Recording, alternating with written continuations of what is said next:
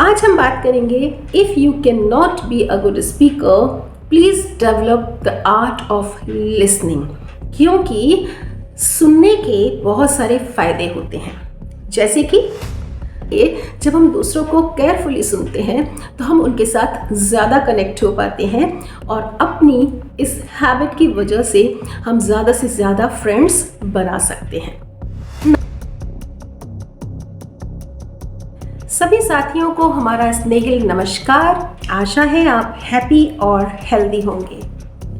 दोस्तों, आपने बहुत सारे वीडियोस देखे होंगे आर्ट ऑफ पब्लिक स्पीकिंग पर, how to be a good communicator, how to develop art of public speaking and how to be a good speaker.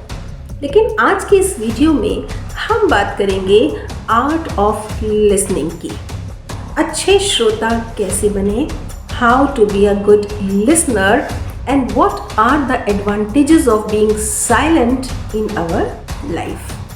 अगर आपने मेरा चैनल सब्सक्राइब नहीं किया है तो सब्सक्रिप्शन पर प्रेस करें और अगर आपको ये वीडियो पसंद आती है तो लाइक एंड शेयर ज़रूर करें।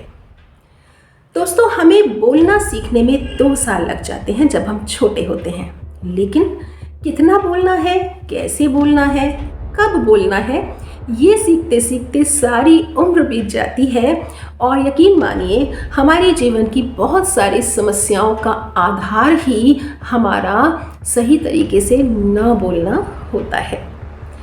तो आज हम बात करेंगे if you can not be a good speaker please develop the art of listening. क्योंकि सुनने के बहुत सारे फ़ायदे होते हैं, जैसे कि जब आप किसी को केयरफुली सुनते हैं तो आप उससे ईजिली कनेक्ट कर पाते हैं और उस व्यक्ति को इम्पॉर्टेंट महसूस करा पाते हैं। क्योंकि आप तो जानते ही हैं आज के इस डिस्ट्रैक्टेड डिजिटल वर्ल्ड में कोई किसी को कहाँ सुन रहा है, हर कोई अपनी ही अपनी बात कहने पर लगा हुआ है।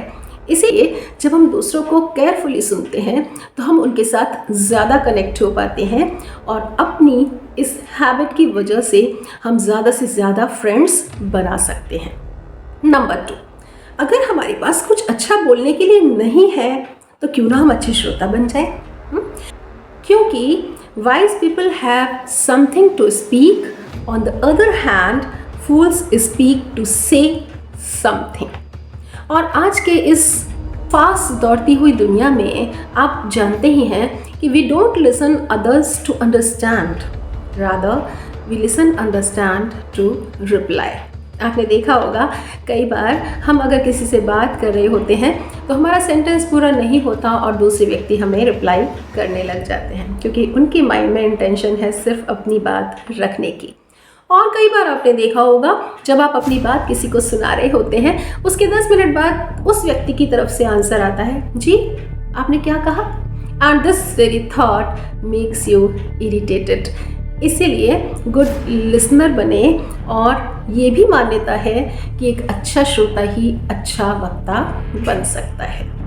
दूसरा इम्पॉर्टेंट फ़ायदा, a good listener can be a good observer.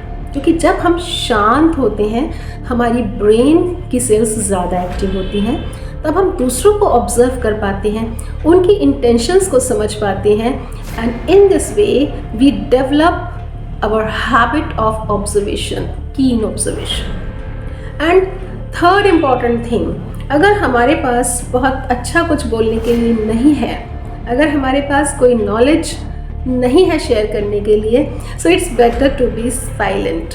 क्योंकि ऐसे में हम बुद्धिजीवियों के बीच मूर्ख साबित होने से बच जाते हैं। So it's better to keep silence if we have nothing special to speak.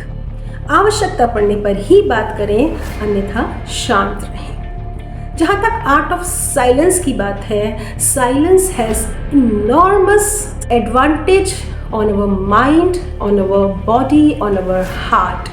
और शायद इसीलिए भारतीय सभ्यता में मौन व्रत को बहुत ज़्यादा महत्व दिया गया है।